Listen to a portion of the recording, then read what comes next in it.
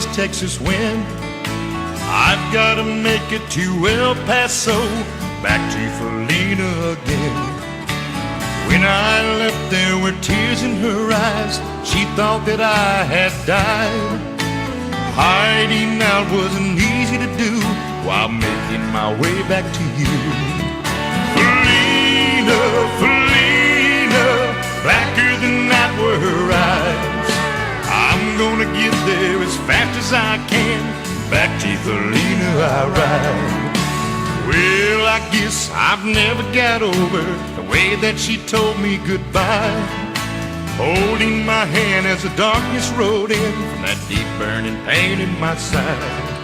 Just over the hill I see Rose's Cantina, looking like nothing had changed, till I walked into a room full of silence where everyone once knew my name.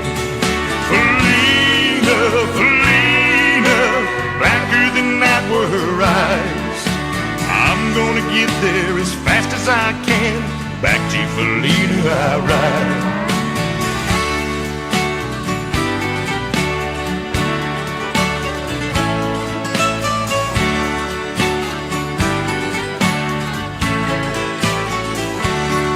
I asked the bartender if he'd seen Felina. He smiled as he looked up the stairs. There she is in the arms of a stranger, running her hands through his hair. I challenged his right for the love of Felina when he drew the gun that he wore. Bullets were flying in less than a heartbeat. Felina fell down to the floor. I ran up the stairs to be by her side. Felina, Felina, I cried, holding her close with her blood on my hands. I beg, Felina, don't die.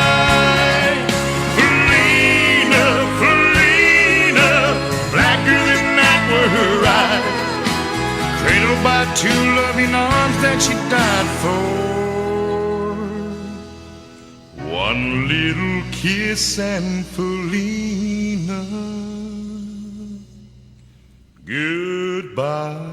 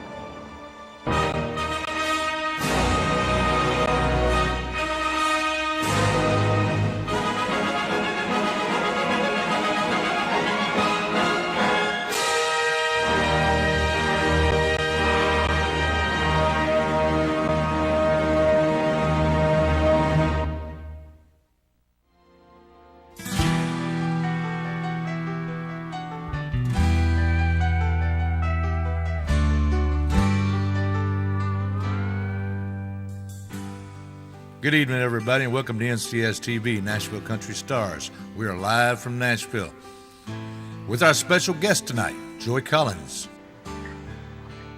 We're going to be interviewing Joy later on tonight. And now, folks, it's time to bring another one of my friends on. A great lady, a great artist, great singer. She's been around a little while, and she knows what she's doing. I just love her to pieces. Miss Joy Collins. Welcome, Joy. How you doing? I'm doing wonderful. How are you doing? I'm doing great, Joy. Thank you for asking. Joy, how long have you been in this business? You've been doing this a long time, haven't you?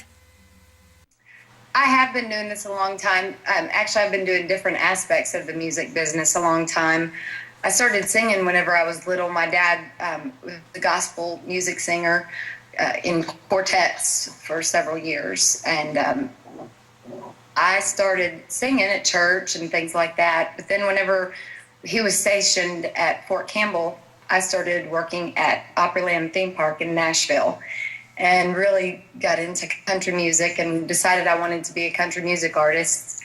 Then when I went to college, I still worked at Opryland for a little bit, and then I decided I'd get married and have kids and forget about the music business. So I got my RN and started delivering babies.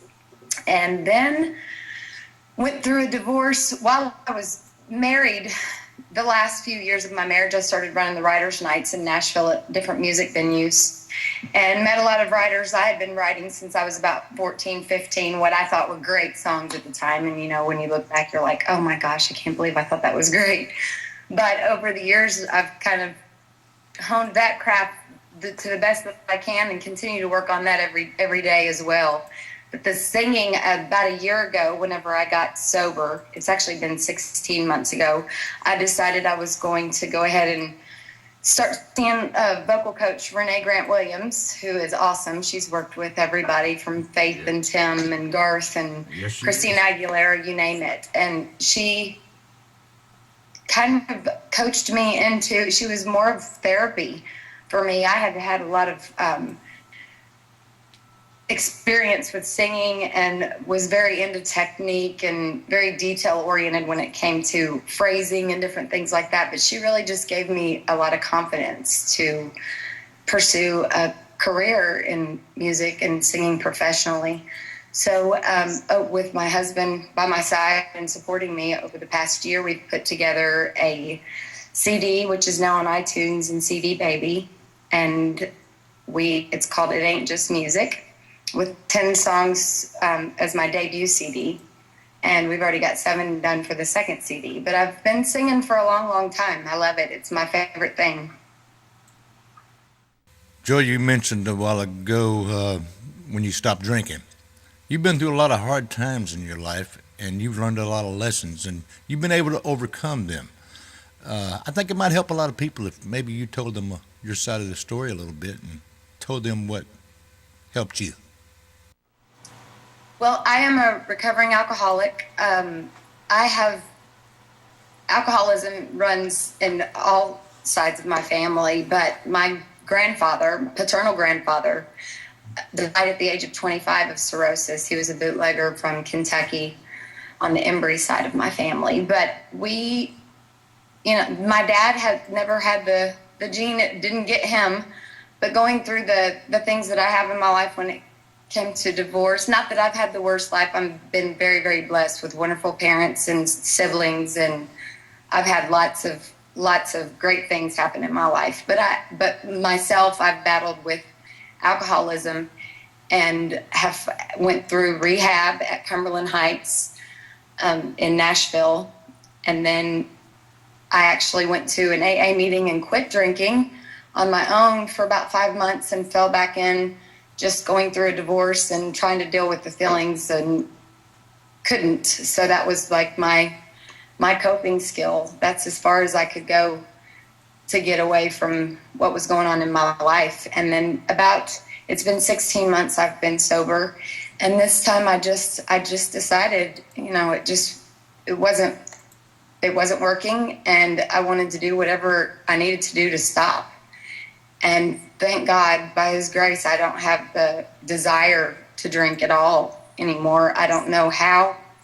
It's amazing. It's definitely the man upstairs, in my opinion. And so I haven't had to drink for 16 months, and it's still one day at a time thing. I can't say that I'll never drink again. The word never is one of the reasons why I didn't quit for a long time, because I was scared of that word.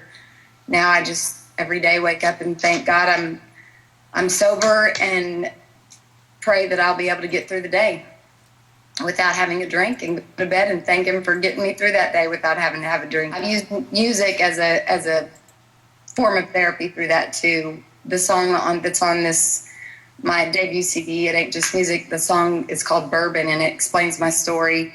It was written by Nicole Witt and Chris Burgess, but Chris got a hold of me right after I got out of rehab and said he had a song that he wanted me to hear. And I had heard it at my writer's night before, but it didn't stick to me for some reason at the time, probably because I was drinking. But when Chris called and told me I listened to that song and just felt every word of it. So whenever you hear the song, you can tell it's very emotional. My engineer said, "No, don't redo that. We need that emotion." So it's a very strong song to me, and it definitely tells my story with the battles of alcoholism. Well, Joy, we're going to play that for them right now. Ladies and gentlemen, Miss Joy Collins, Bourbon.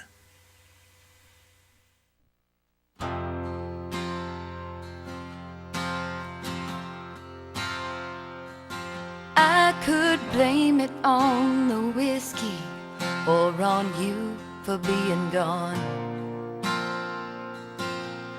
I could blame it on the weakness that won't let me be strong. I could blame it on my grandpa. He drank himself to death. But I'd be lying through the bourbon on my breath. I could blame it on the devil, or I could blame it on God. I could blame it on my friends that could not make me stop. And if I told you that that first drink don't get me out of bed, well, I'd be lying through the bourbon on my breath. Because this craving is like a fire raging out of control. Here I go again, and I'll keep trying, and I'll keep on fighting, 'cause this is a battle I've gotta win. Oh, I've gotta win.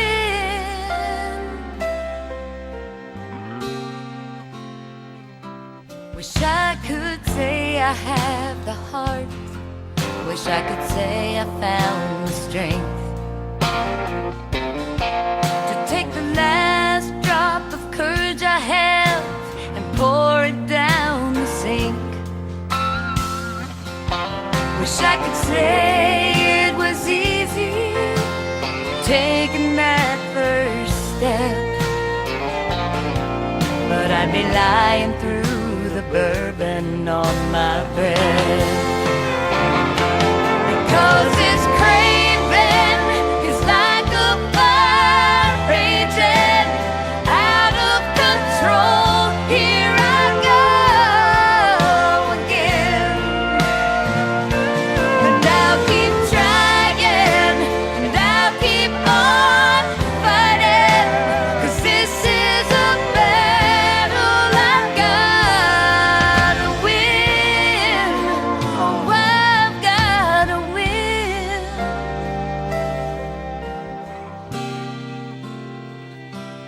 I could blame it on the whiskey or on you for being gone.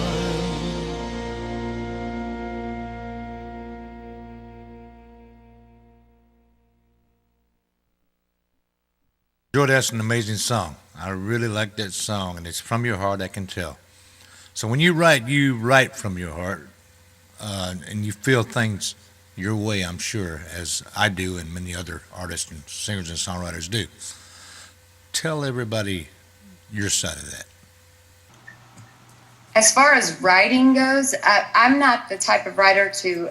I have done writing appointments and met at BMI at 3 o'clock and had a song done in 35 and 40 minutes. So, but that's not the kind of writer that I am or really want to be. It's very much, I get an idea from whether it's watching somebody else or hearing a certain phrase or going through something myself. And songwriting has really been a form of therapy for me. Some people write in journals, some people write books, and I wrote songs to get through. Every song that I've written is about a situation with the exception of 2 or 3.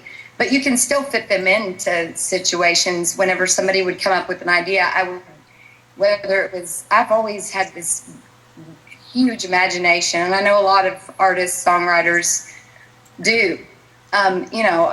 Whenever I was little, I just could make the biggest city out of my dreams. You know, I just have always had a very grand imagination. So when somebody comes up with an idea that I can even imagine, then I can write with that.